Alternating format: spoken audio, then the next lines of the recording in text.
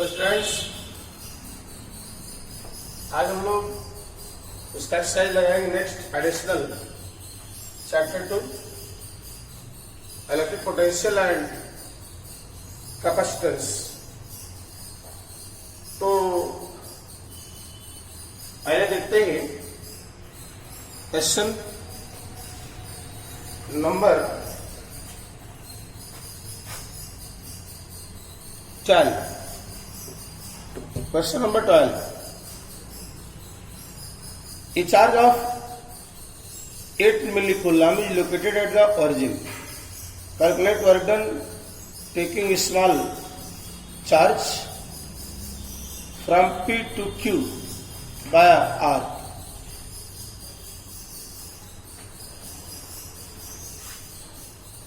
Question number 12. ये coordinate axis S, यहां origin पे एक चार्ज रखा है Q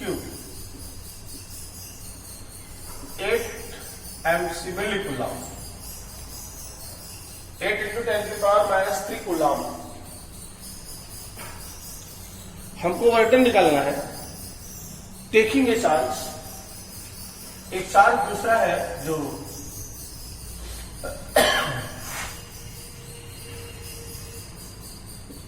-2 × 10⁻⁹ कूलम का एक चार्ज है, उसको हम P से Q ले जा रहे हैं। P का कोऑर्डिनेट है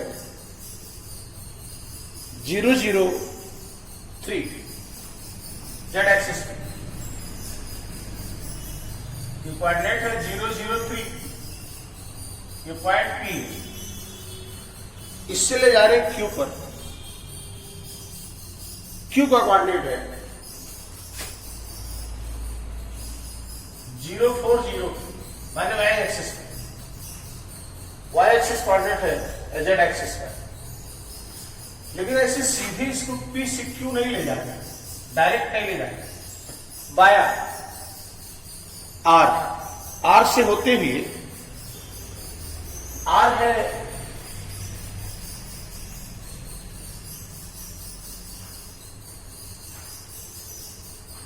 069, यहां कहीं भी मान सकते हैं। R 069 सेंटीमीटर में है डिस्टेंस कोऑर्डिनेट। यानी हम पहले P से R गए और फिर R से Q गए। निकालना है वर्क डन। P से Q जाने में एक चीज आप समझे पहले, electrostatic force is the conservative force, so work done does not depend upon path. Work done conservative force के अंतर्गत वर्क डन पाथ पर डिपेंड नहीं करता। फर्स्ट में पढ़ाया गया है, पाथ पर डिपेंड नहीं करता, only depends upon final and initial position. Final and initial position, तो इनिशियल यहां है, फाइनल यहां है। अगर हम देखें तो P पर पोटेंशियल होगा, पोटेंशियल एट P लिख सकते हैं। Potential at P Vp equals K Q by R, Q by R। R1 लिख देते हैं। अभी जेड एक्सिस पर है, कितने डिस्टेंस पर है, और इस चार्ज से Q चार्ज से कितने डिस्टेंस पर है, 3 सेंटीमीटर। तो R1 3 सेंटीमीटर है, R1 है 3 centimetre. Yes, potential at Q, potential at Q point VQ KQ by R2, यहां डिस्टेंस है 4 सेंटीमीटर। R2 4 सेंटीमीटर, ये तो वर्क डन तो आपने पढ़ा है, work done bringing charge Q equals Q into VQ minus VP, potential difference P सिक्योर है, potential difference between P and Q, VQ minus parallel minus initial Q की value रखेंगे बाद में, ये है KQ by R1 minus R2 minus KQ by R1,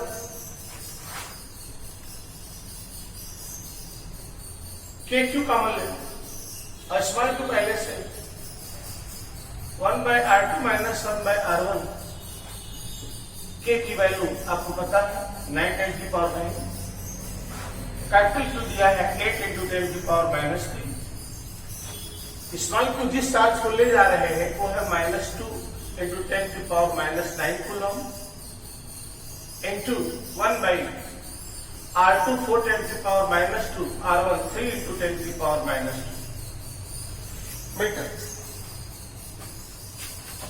यहां देखिए माइनस से माइनस नहीं माइनस नहीं,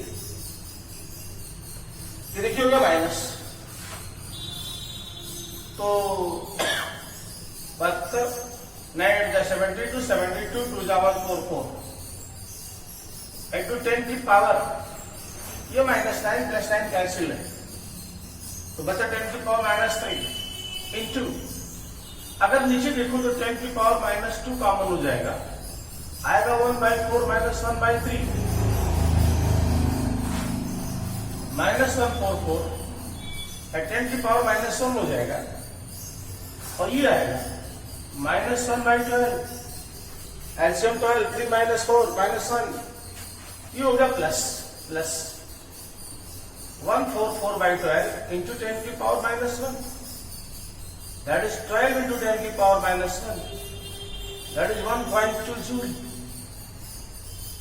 1.2 joule work done. So taking charge minus 2, minus 2 into 10 की पावर माइनस 9 coulomb, right?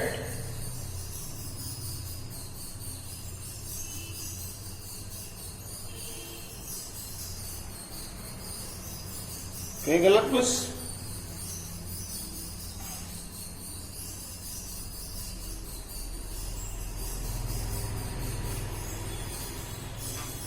ठीक तो है, 8 to the power 2 to the power 1 by 4 minus 1 by 3, okay ये आंसर होगा, या 4 या 3। अब देखिए next question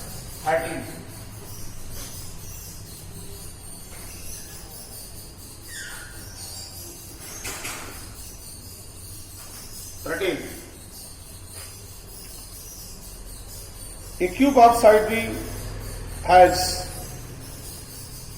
a charge Q on each vertex. A cube of side B has charge Q at each of its vertex. Determine the potential and electric field due to this charge. एक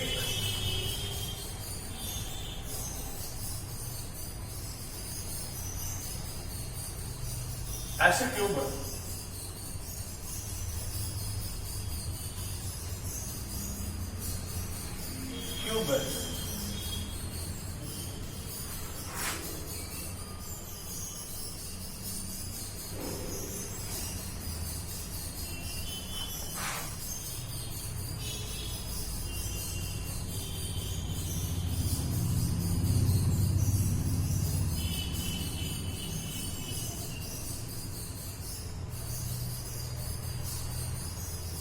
ऐसे cube, एक cube side side B side, सभी side B.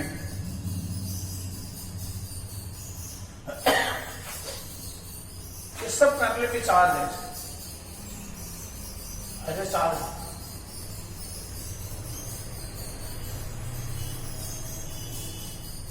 8 charge है, सब Q charge on each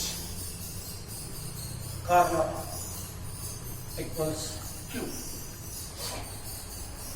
अच्छा, centre पे निकालना है, सेंटर पे इसकी इलेक्ट्रिक पोटेंशियल क्या होगा पूरे सिस्टम का। तो पहले निकाले diagonal of one face of the cube के एक फेस का डायगोनल कितना होगा? अरे यू होगा,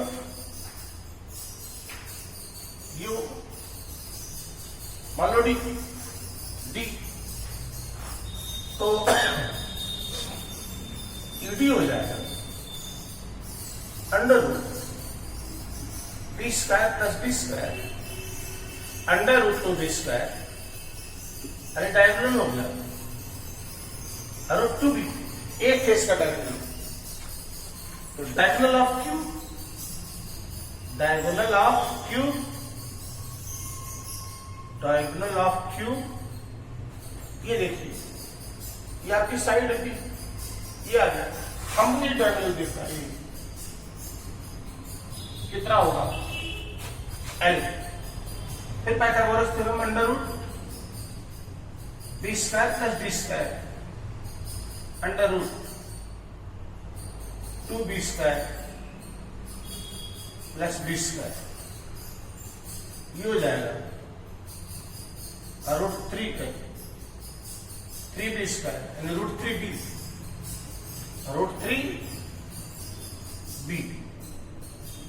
ये हो गया, ये क्यूब का डायगोनल ये हो गया L.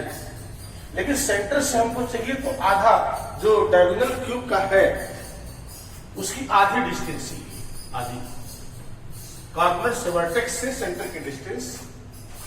So distance from corner to centre R, L का आधा, जो भी डायगोनल है उसका आधा, ये हो गया रूट 3b/2। तो इसलिए potential, electric potential at the centre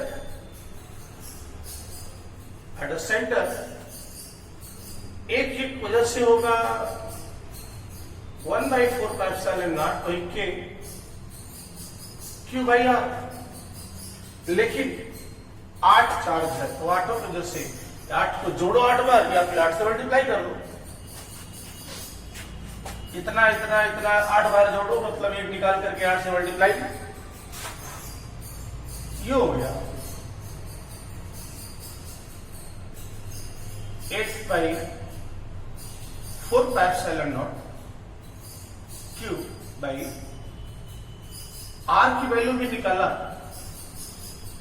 root 3b/2 ऊपर चला जाएगा 2, तो लिख सकते हैं 16q/4πε0 4√3πε0।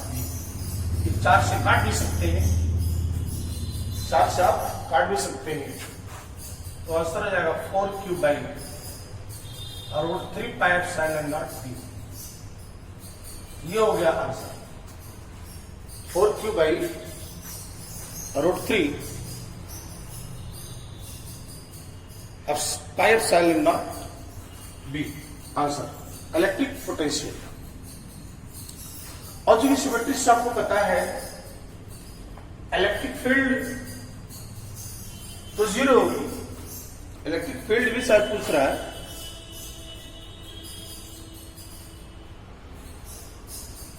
एक दूसरे को सब कैंसिल करेंगे, सेंटर पे निकालना है। अपोजिट, उस डायगोनल उस डायगोनल अपोजिट डायरेक्शन में, उसका अपोजिट डायरेक्शन में, यानी जितने भी आएंगे एक दूसरे का अपोजिट डायरेक्शन में, एक दूसरे को कैंसिल कर देंगे। लॉजिक है, इलेक्ट्रिक फील्ड क्या होगी? 0। Okay, electric field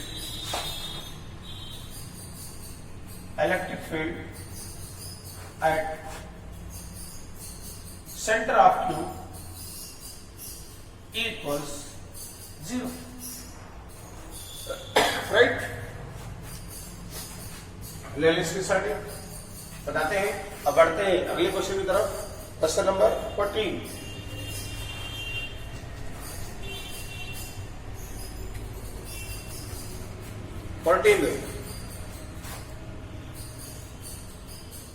Two tiny sphere charge 1.5 to 0.5 microcoulomb are located at 30 centimeter apart. Find potential and electric field at the midpoint of the line joining two charges at a 10 centimeter from this midpoint S. दो charge है,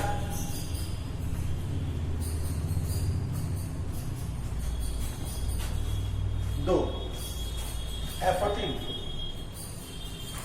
ऐसे तो sphere है, ऐसे इस पर charge है 1.5 microcoulomb, इस पे चार्ज है 2.5 माइक्रोकूलम, 20 की डिस्टेंस है 30 centimetre. You have to determine electric potential and electric field at the middle point। दोनों को मिलाने वाली लाइन के मिडिल पॉइंट पर यहां हमें पोटेंशियल भी निकालना है, इलेक्ट्रिक फील्ड भी निकालनी है। ये दोनों निकालना मिडिल पॉइंट। इधर से भी यार, इधर से भी यार, क्लियर है? 15 सेंटीमीटर होगा, 15 मिडिल पॉइंट।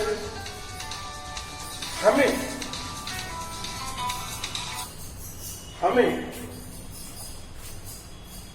इसकी वजह से पोटेंशियल, इसकी वजह से भी निकालना। तो दो पोटेंशियल होगा, इलेक्ट्रिक पोटेंशियल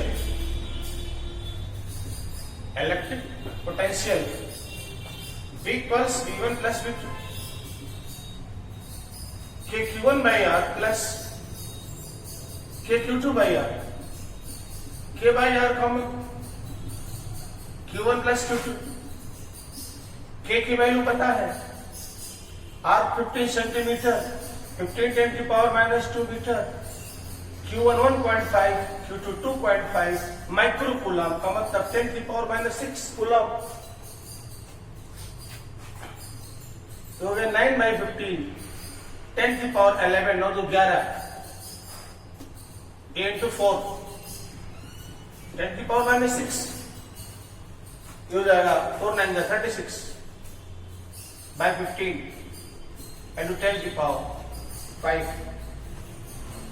30, 2.4, 10 की पावर 5 वोल्ट। पहला part electric potential, electric field भी निकालनी है। इलेक्ट्रिक फील्ड, दो इलेक्ट्रिक फील्ड होगी, इसकी वजह से इलेक्ट्रिक फील्ड का direction away from charge, positive charge away from charge, इसकी वजह से यहां electric field away from charge, इधर एक इधर एक इधर, अपोजिट डायरेक्शन में। वेक्टर क्वांटिटी है, अगर वेक्टर क्वांटिटी है तो कैसे निकालेंगे? क्या करेंगे? वेक्टर ऐड करेंगे तो नेट हो जाएगा, ये नेट E2 माइनस E1, जो बड़ा हो उसमें से छोटे वाले को हटा दें। 1.5 से कम होगा, 2.5 वाले से ज्यादा होगा, राइट? अच्छा, E2 आ गया, KQ बाई R² माइनस के Q1 by R square, charge Q1 Q2, इसकी वजह से Q1 T1 और Q2 है Q2 वजह से, तो K by R square common, Q2 minus Q1 K 10 की पावर 9 R 15 10 की पावर माइनस 2 का स्क्वायर, Q2 2.5, Q1 1.5, लेकिन माइक्रो कूलम है 10 की पावर माइनस 6 कूलम, 9/225, 10 की पावर 9/10 की पावर माइनस 4, ये हो जाएगा 1 इंटू 10 की पावर माइनस 6, ये हो जाएगा 9/225, और ये होगा 10 की पावर 9 4 13 बचे 6 घट जाएगा 7, इसको ऐसे भी लिख सकते हो 900/225 10 की पावर 5 न्यूटन पर कूलम। डिवाइड कर दो आंसर, डिवाइड कैसे करेंगे, 25 से काट दो पहले, 25 ये 75 15 90 150 6 और 25 9 10 की पावर 5 4 आ रहा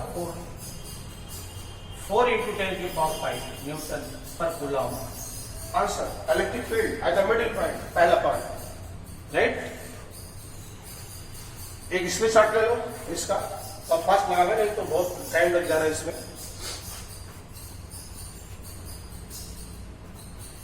एक स्क्रीनशॉट ले लो, आगे बढ़ते हैं।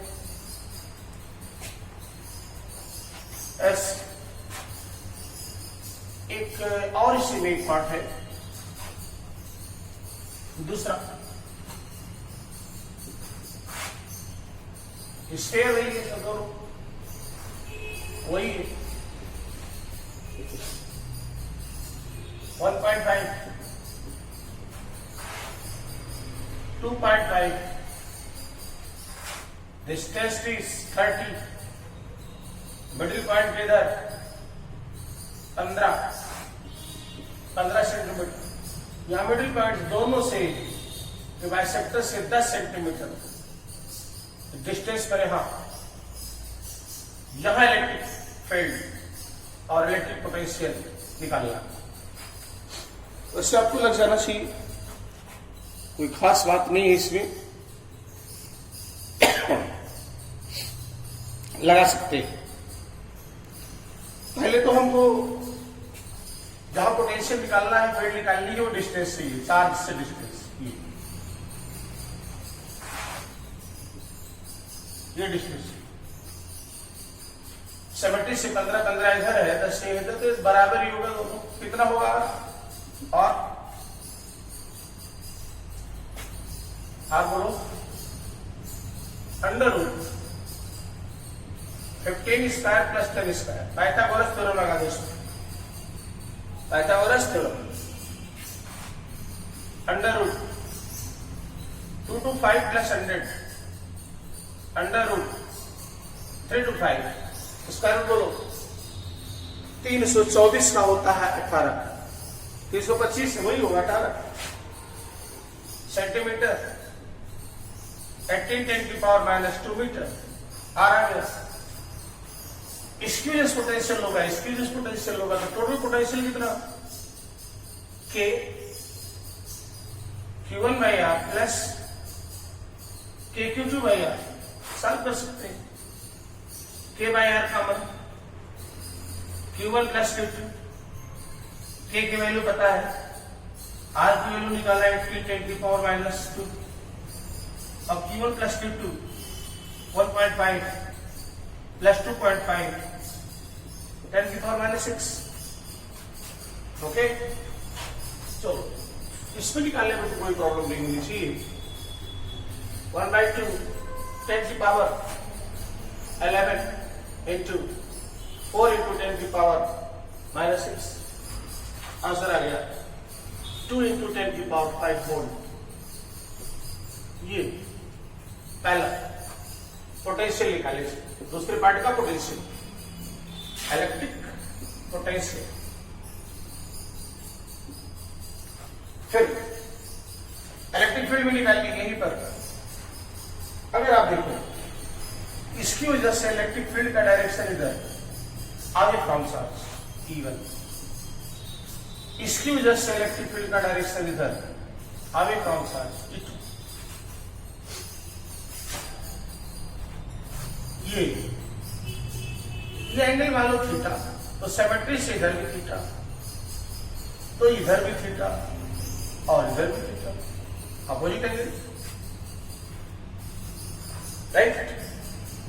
राइट लिख दे इसको, E1 और E2 के बीच का एंगल डायरेक्ट टू थीटा, उधर भी टू थीटा, राइट। अच्छा, तो E1 E2 तो निकल जाएगा, E1 पहले निकाल लो, के Q1 बाई आर स्क्वायर हो जाएगा 9 10 की पावर 9, 1.5 10 की पावर -6 बाई आर 80 10 की पावर -2 का स्क्वायर। इसको सॉल्व कर लेंगे, जो भी आएगा इसको सॉल्व कर लेंगे, इतना तो कर सकते हैं ना। अच्छा, E2 आ जाएगा के Q2 बाई आर स्क्वायर, के की वैल्यू ये Q2 है, ये R 18 10 की पावर -2 का स्क्वायर, ये भी निकाल लेंगे। अब E1 E2 आ गया, दोनों के बीच का एंगल है 2 थीटा, तो निकालना चाहते हैं E net under root E1 square plus E2 square plus 2 E1 E2 cos 2 theta, 2 theta angle 2 theta, right. लेकिन अब cos 2 थीटा की वैल्यू कहां से निकालोगे? देखो, ये तो आपको पता है, E1 square E2 square 2 E1 E2 में कुछ नहीं करना है, इसको लिख देना है 2 cos स्क्वायर थीटा -1, ट्रिग्नोमेट्री का फार्मूला, cos 2 थीटा का फार्मूला है 2 cos स्क्वायर थीटा -1। और अगर आपको cos थीटा की वैल्यू जरूरत पड़े, इसमें क्या क्या आपको पता है, क्या क्या मालूम है? E1 यहां से निकालेंगे, E2 यहां से निकालेंगे, तो E1 E2 यहां तक तो दिया है, हमको चाहिए केवल cos थीटा, उसका स्क्वायर कर देंगे जो cos थीटा आएगा। cos थीटा कितना, यहां देखो, cos theta base by hypotenuse, ये हुआ बेस, थीटा यहां है, बेस बाई हाइपोटेन्यूज 10/18, 10/18, या लिख सकते हो 5/9, 5/9, या इसको ऐसे कर सकते हो, अगर स्क्वायर की जरूरत है, स्क्वायर रखना है, तो इसकी जगह पर रख दो 25/81, 25/81, और यही वैल्यू यहां पर रख दो, सॉल्व कर लो। अगर आपको 2 cos स्क्वायर थीटा लिखना है, तो 2 से मल्टीप्लाई कर दो, हो जाएगा 50/81। अभी नहीं आ रहा तो फिर देख लो, आपको वास्तव में वैल्यू रखनी है 2 cos स्क्वायर थीटा -1, तो 50/81 -1, दैट इज 50/81 -1, ये आ जाएगा -31/81, माइनस, यहां माइनस रखो, यहां माइनस आएगा, राइट। इधर स्क्वायर करके ऐड करो, इधर ऐड करो, आंसर हो जाएगा। एक स्क्रीनशॉट देंगे इसका भी। नेक्स्ट आगे बढ़ते हैं।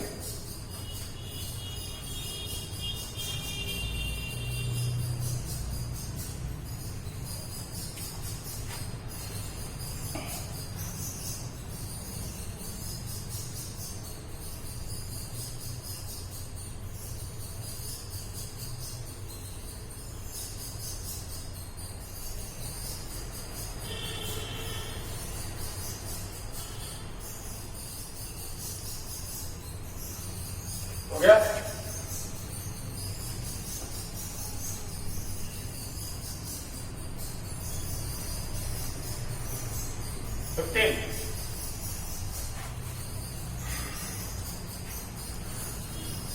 A circle conducting cell of inner and radius R1, outer radius R2.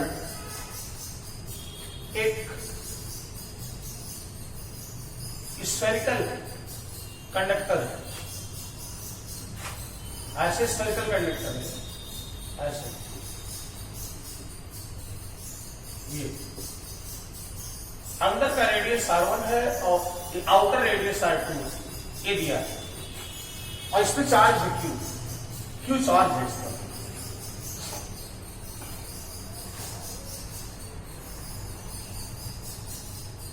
Find out what is the surface charge density, the inner and outer surface of the cell.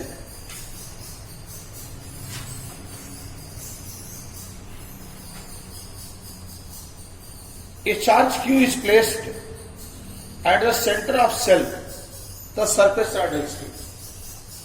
इसके सेंटर पे यहां एक चार्ज रखा Q, हमने बताया था आपको, यहां चार्ज जगह Q है, कैविटी है इसमें, कैविटी। बात समझ रहे? कोई स्फेयर हो, उसके अंदर होल, थोड़ी सी जगह हो अंदर, कैविटी, खाली जगह। जैसे ही Q चार्ज रखोगे, इसके इनर सरफेस पे चार्ज इंड्यूस्ड हो जाएगा -Q, और आउटर सरफेस पे जाएगा +Q by induction. Charge induced on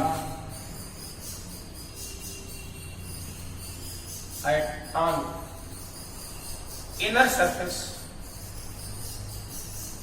surface of sphere या inner surface of cell कितना माइनस।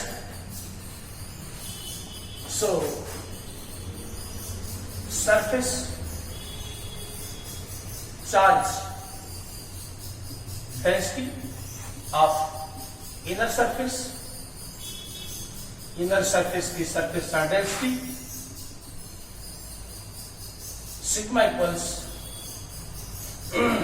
total charge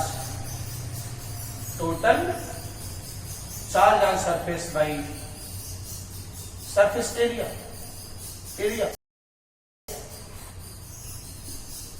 तो कितना चार्ज इंड्यूस्ड हुआ इधर सरफेस पे -Q, ये इतना सरफेस एरिया। स्फीयर अंदर ही बनेगा, गोला खाली स्फीयर, हॉलो स्फीयर, उसका सरफेस एरिया अंदर का 4πr², बट अभी और निकलना ये है कि पूछ रहा है कि अगर charge on outer surface,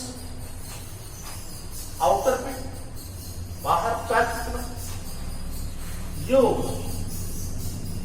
Q + Q charge तो पहले दिया गया था। इसमें किसी स्फेरिकल कंडक्टर को चार्ज देते हैं तो कहां जाता है, सरफेस पे। तो सरफेस पे चार्ज का इंड्यूस्ड कितना हुआ +Q, तो टोटल चार्ज होगा Q + Q। So surface charge density at outer surface, total charge Q plus by surface area, इसका रेडियस R2 है 4πr²। एक आंसर ये कई बार सीधे से पूछा, आप देखेंगे जब आएगा आपका 10 years कराया जाएगा हर साल, तो उसको आप देखेंगे क्वेश्चन कई बार पूछा है 2 नंबर में। Surface charge density of inner surface and outer surface दोनों। ओके, आगे लगाइए। एक दिनों बताते हैं, जितने भी मैक्सिमम डेरिवेशन आएंगे, नोमेनक्लेचर कुछ कम आएंगे, कुछ तो हम ड्राइव कर चुके हैं, कुछ बताएंगे। Okay, thank you.